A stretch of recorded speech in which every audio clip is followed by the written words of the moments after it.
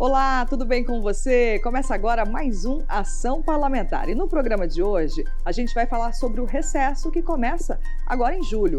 Durante esse período, algumas atividades legislativas deixam de acontecer, mas o trabalho nos gabinetes continua. Vamos mostrar também os detalhes de dois projetos de lei que tramitam na Câmara. Um propõe a criação de uma biblioteca digital municipal e o outro, a ampliação das unidades do CAPS, o Centro de Atenção Psicossocial. E você vai entender também o que é e como funciona o processo de repasse de verbas através da Lei Aldir Blanc, que apoia projetos culturais.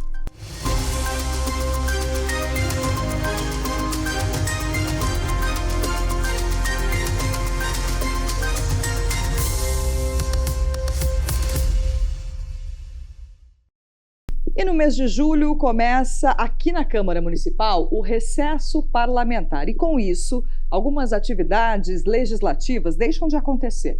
É o caso, por exemplo, das sessões ordinárias, mas o trabalho nos gabinetes continua. Os vereadores seguem com o atendimento à população. Em julho, o plenário da Câmara, nos dias de sessões ordinárias, ficará assim, em silêncio. Isso porque o Legislativo entra em recesso parlamentar a partir da semana que vem.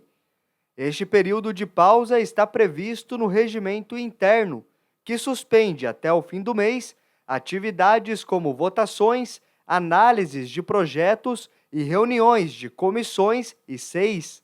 Mas, caso seja necessário, as sessões extraordinárias em caráter de urgência ainda podem ser convocadas. Lembrando que é um recesso da sessão, né, das sessões que acontecem terça e quinta.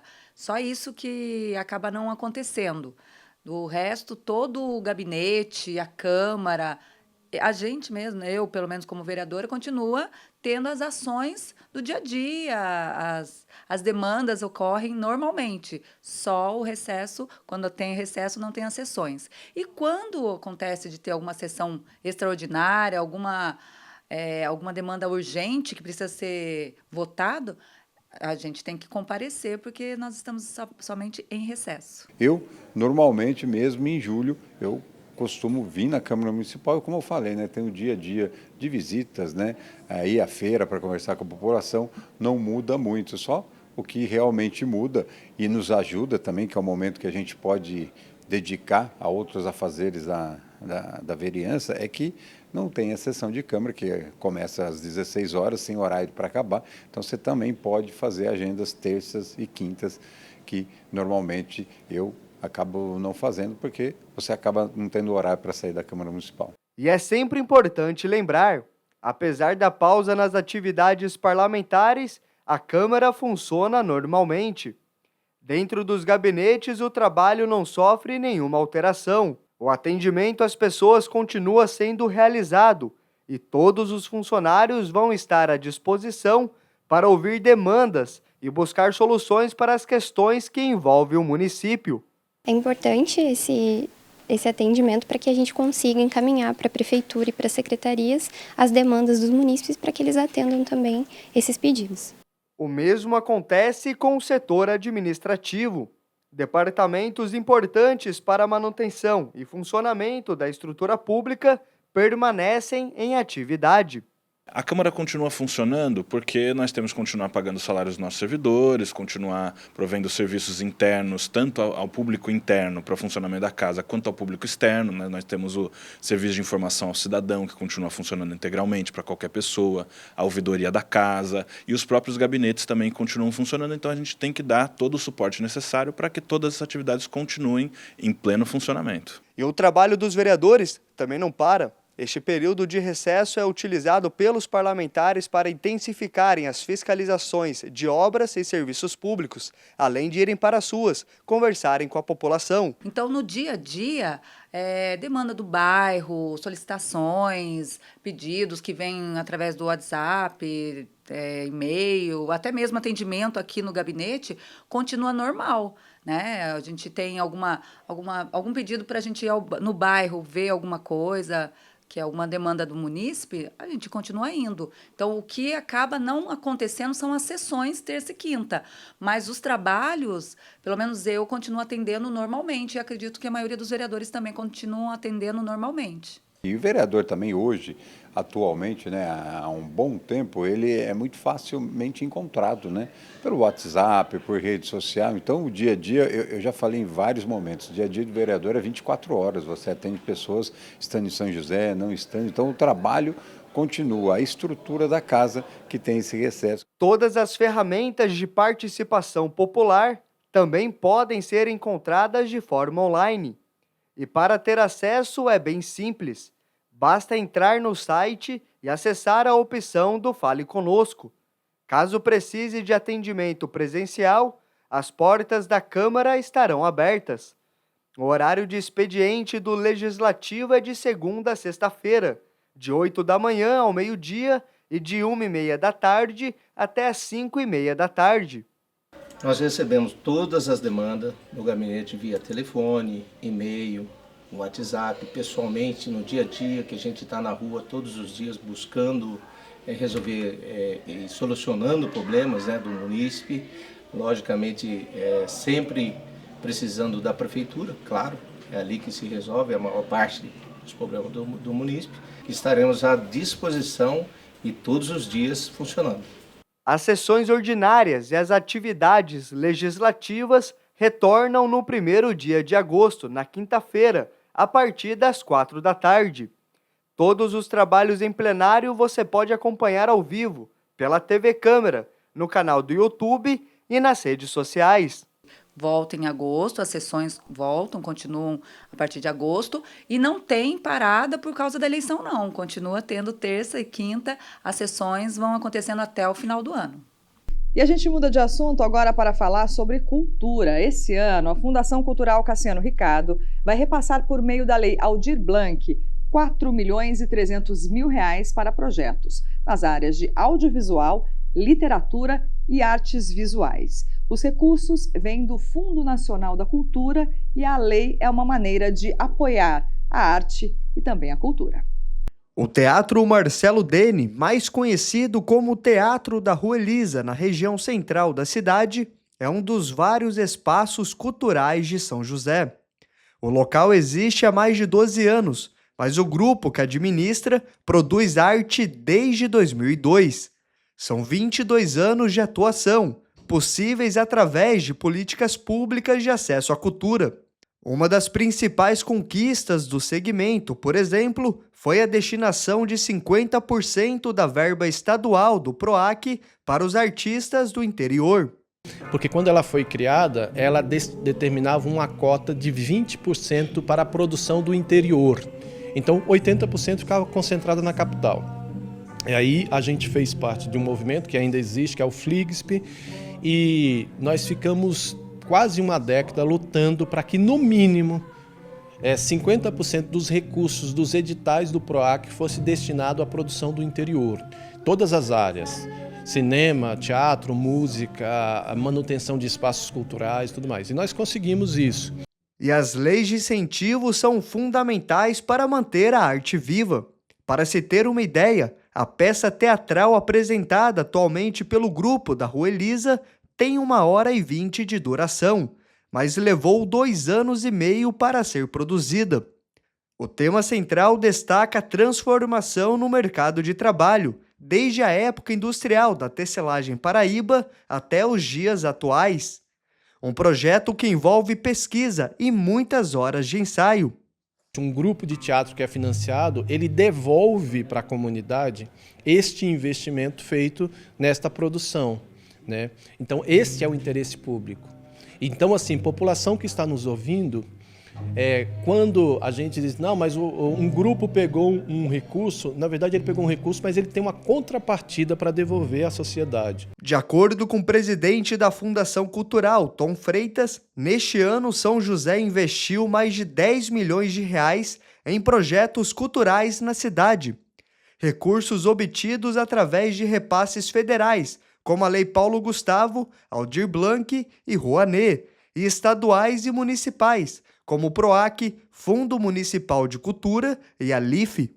isso contribui de maneira significativa para a construção da política pública para a área da cultura em São José dos Campos, porque ela nasce da necessidade desses grupos. Então ele tem uma proposta que é montar um espetáculo de teatro, entra no nosso edital, ele passa por uma avaliação de técnicos externos que são contratados, que dão os pareceres dessas propostas. Selecionado, ele recebe o recurso e monta a sua proposta, e quem ganha é a população, porque a contrapartida é que essas ações sejam realizadas de forma gratuitas para a população.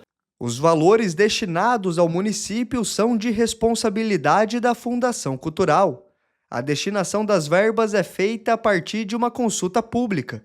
No encontro, são indicados possíveis propostas de editais, que atendem vários campos de atuação, como as artes cênicas, as artes visuais e a literatura. Esses 3 grandes segmentos são os segmentos que compõem a cidade. Então, por meio desses indicadores, a gente constrói esses editais, direcionando recursos para determinadas áreas e já estipulando que elas devem acontecer em territórios de vulnerabilidade, em áreas de São José dos Campos que nós não temos equipamentos culturais. E a Câmara tem um papel importante na elaboração dessas políticas públicas. Através da Comissão de Cultura e Esportes, é possível intermediar o diálogo entre artistas e poder executivo para ajudar a construir novos projetos para o setor. A cultura precisa de investimento e na democracia nós temos que ter artistas, música e tal, para que inclusive as pessoas consigam despertar um outro pensamento, ou não um outro pensamento, mas ter a liberdade, né, de conhecimento. Então, isso é fundamental e a Comissão de Cultura tem esse papel. Também é papel da comissão auxiliar na defesa dos direitos da categoria, uma forma de trazer mais melhorias ao segmento.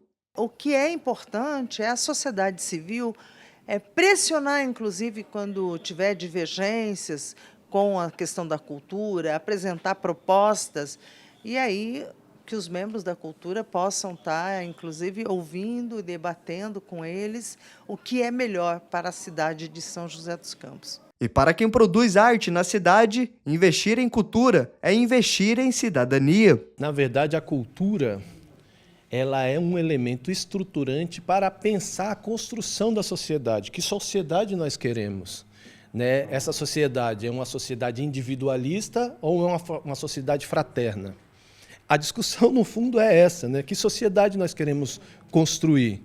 E a arte e a cultura talvez seja o elemento mais estruturante, né? Porque trabalha com a identidade. A gente faz uma pausa aqui no programa e no próximo bloco tem informação sobre projetos de lei que tramitam na casa. É já já.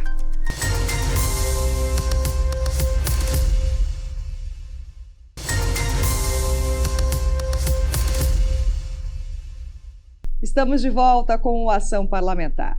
E com o objetivo de democratizar o acesso à leitura e contribuir com o desenvolvimento educativo e cultural, tramita na Câmara um projeto de lei de autoria do vereador Roberto do Eleven, que propõe a criação da Biblioteca Digital Municipal. Transferir as palavras do livro físico para a internet, ao permitir o acesso de obras literárias pelo celular ou computador. Este é o objetivo do projeto em tramitação do vereador Roberto do Eleven, que cria em São José uma biblioteca digital. Com isso, todo o acervo de domínio público das bibliotecas da cidade será digitalizado, iniciativa considerada positiva pelos educadores. E eu acho que essas leis vão incentivar, vão ajudar a terem mais democratização dessa leitura para essas crianças. Então, hoje em dia, todo mundo é digital, né? Tem muita gente que está nessa onda de ler no digital. Claro que todo mundo gosta de um livro, de um papel, de sentir o cheiro, mas também eu acho que é importante ter esse digital, ter esse acesso para as crianças.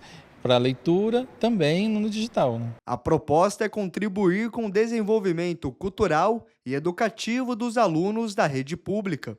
De acordo com o projeto, o acervo digital será uma importante ferramenta para ampliar o acesso às obras e melhorar a aprendizagem no campo da leitura e da escrita. Vai suprir uma demanda, uma necessidade que a vida cotidiana impõe, que às vezes a gente está na correria, está no trânsito, então acho que é uma forma, sim, de democratizar um pouco mais o acesso à leitura, com certeza. A justificativa do projeto reforça que as bibliotecas digitais são importantes para garantir a inclusão educacional.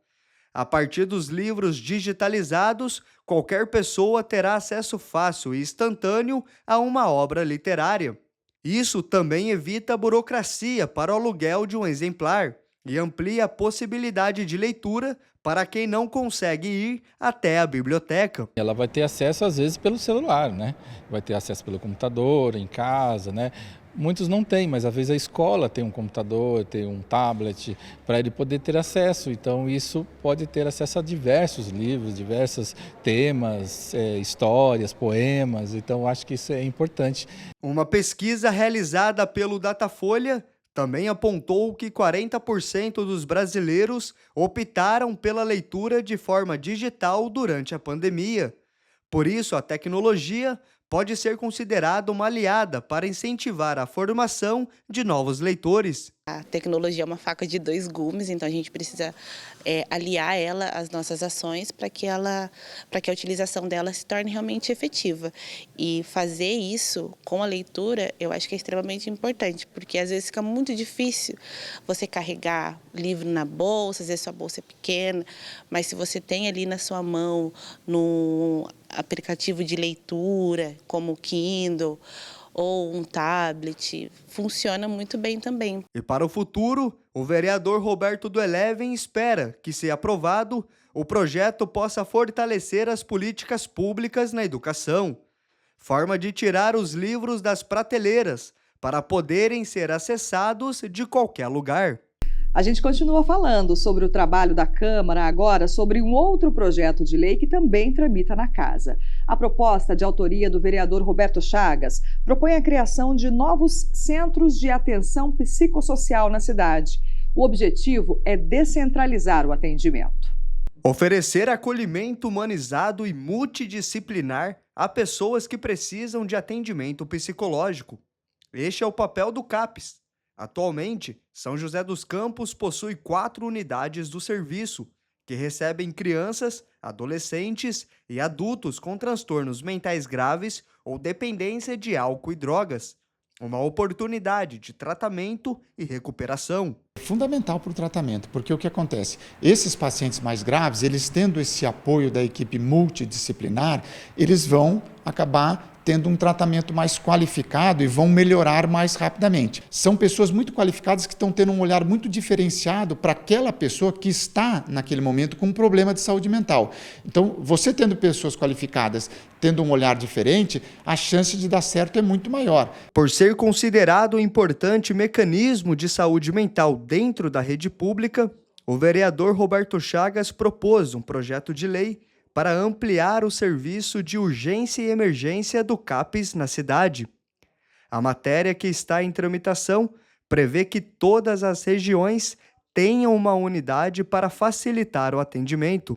O CAPS específico que eu estou falando é aquele que havia ali no Jardim Satélite e agora ele está no Torrão de Ouro. É muito complicado, é muito difícil para uma pessoa que tem uma crise, 3 horas da manhã, enfim, independente até mesmo do horário, ter que se deslocar de uma região norte até o Torrão de Ouro para receber um atendimento. Então, descentralizar esse atendimento de urgência e emergência é de extrema importância para a nossa cidade. Segundo a justificativa do projeto, o tempo de espera para conseguir um atendimento no CAPS pode levar de 15 dias a 3 meses. Demora que poderia agravar a situação de quem está em sofrimento psiquiátrico. E aí você tendo esse suporte, você alivia esse sofrimento que a pessoa está tendo, né? Claro que se a pessoa está num surto, acontece alguma coisa muito grave de uma hora para outra, a gente tem o suporte que a gente chama da emergência psiquiátrica, né? Mas quando a pessoa já está um pouco mais estabilizada, mas ainda é um caso grave, essa equipe multidisciplinar no CAPS faz muita diferença. Ainda de acordo com o documento, a pandemia foi outro fator que impactou na saúde mental do município. Somente entre os anos de 2019 e 2022, os atendimentos na área tiveram um aumento de 130%. Não só a pandemia, eu acho que até mesmo a tecnologia, ela também fez com que as pessoas ficassem mais fechadas dentro de casa. Eu tenho uma idade ali, estou na meia-idade, e eu tive a oportunidade de viver aquele momento de brincar com os amigos. Você solta a pipa, você corre para lá e para cá, você está participando de várias festas. Hoje a gente observa que as pessoas se isolam ali com um videogame, com um celular. Então isso tem sim acarretado nessa situação. E a pandemia, com certeza, nós passamos aí no mínimo 2 anos trancados. E essa situação se agravou com certeza. Essa questão da saúde mental, não só a discussão, mas o número de casos, aumentou significativamente. E as pessoas elas estão mais preocupadas com a questão da saúde mental e têm procurado mais. Não só os ambulatórios, os CAPs, mesmo a rede suplementar, os consultórios particulares, enfim. Então, se a gente não tiver um suporte muito bem feito para essa população vai ficar desassistida. E isso vai gerar mais problema não só para aquela pessoa, para a família, mas para a sociedade como um todo também. E o investimento em saúde mental é importante para garantir, além da reintegração social do paciente, a oportunidade de também viver melhor. Nós somos seres humanos e que todos nós também precisamos de ajuda. Precisou de ajuda? Vai procurar o CAPS. Não há problema nenhum de você procurar, é apenas mais uma doença. Existe um preconceito muito grande em relação à doença mental, mas todas as doenças, ou a sua grande maioria, ela existe o tratamento, assim como essa. Então, há necessidade de se procurar o tratamento. Ser humilde, conversar com a família, se conhecer e procurar. Por isso, a gente veio com esse projeto para descentralizar o atendimento de urgência e emergência, que é aquele que hoje está lá no Torrão de Ouro. Ele não pode ficar lá, somente lá. Este precisa, sim, atender toda a cidade e, dessa forma, a gente consegue se descentralizar o serviço. Hora de fazer mais um intervalo aqui no Ação Parlamentar e no próximo bloco você vai conhecer a história de Altino Bondezan. Até já!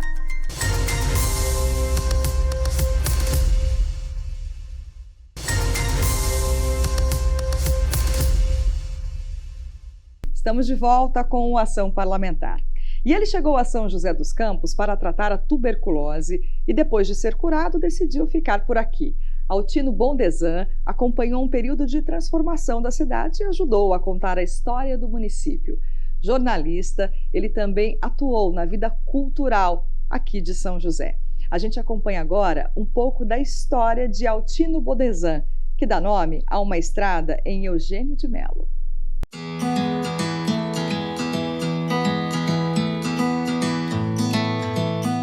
A fase sanatorial de São José dos Campos atraiu diversos novos moradores para a cidade entre os anos de 1900 e 1950.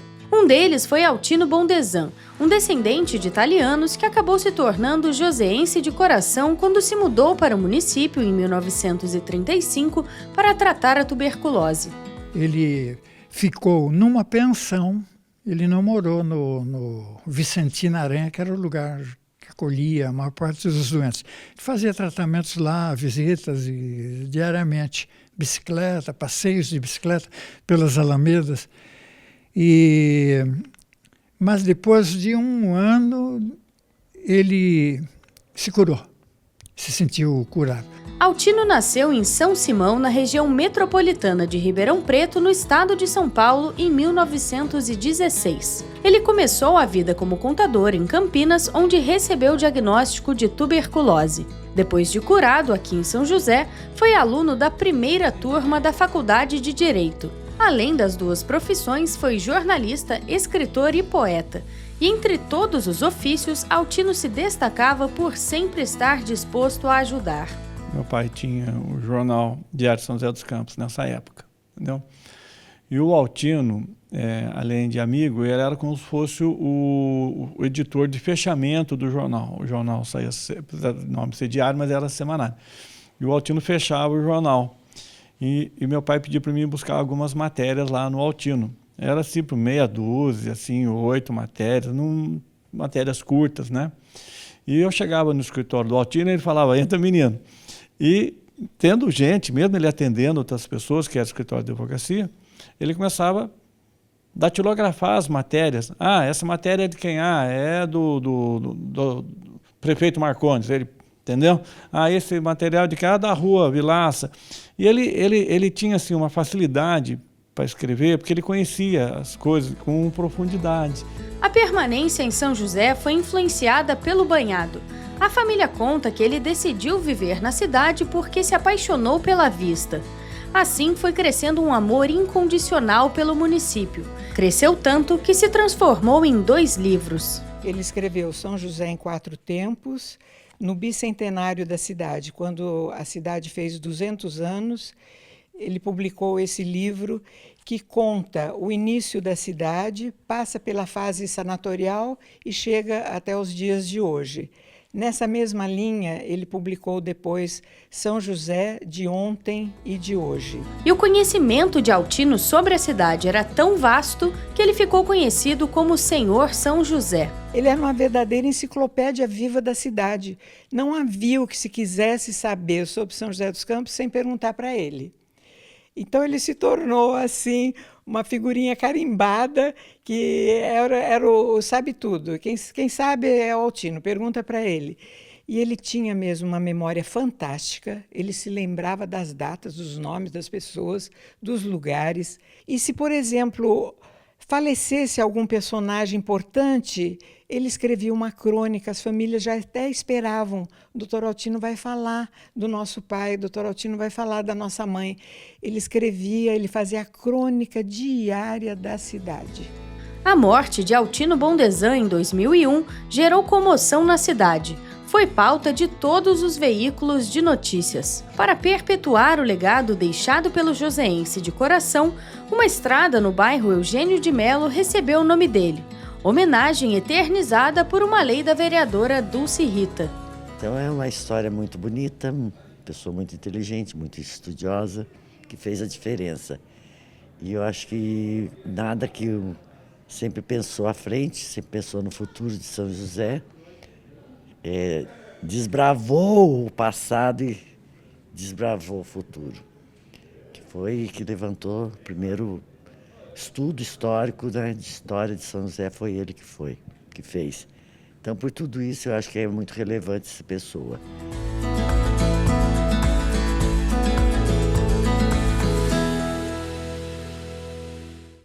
E o Ação Parlamentar fica por aqui. Não se esqueça que você pode rever todas as reportagens no nosso canal do YouTube, TV Câmara SJC. Aproveita para seguir a gente nas redes sociais, @TV Câmara SJC. Um beijo, tchau, tchau.